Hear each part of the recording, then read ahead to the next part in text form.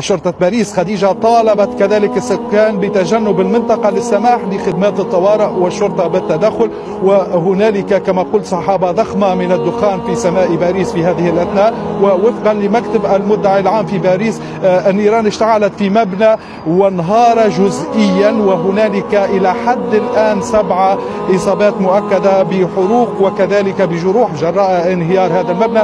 الانفجار الذي جد في هذا المبنى خديجة، وإن كانت مكتب الادعاء العام لا يملك إلى حد اللحظة مؤيدات تبين مصدره وطبيعته، إلا أن وسائل الإعلام الفرنسية ترجح أنه ناجم عن اشتعال النيران في أنابيب الغاز المنزلي ما تسبب في هذا الانفجار. وكذلك النيران تسربت إلى بعض المباني القريبة من هذه العمارة التي انهارت جزئيا في القرب من ساحة من شارع سان جاك في الدائرة الخامسة باريس. ومن بين هذه المباني مبنى الأكاديمية الأمريكية في باريس، وهو معهد مختص في التصميم في تدريس مادة التصميم هنا في باريس.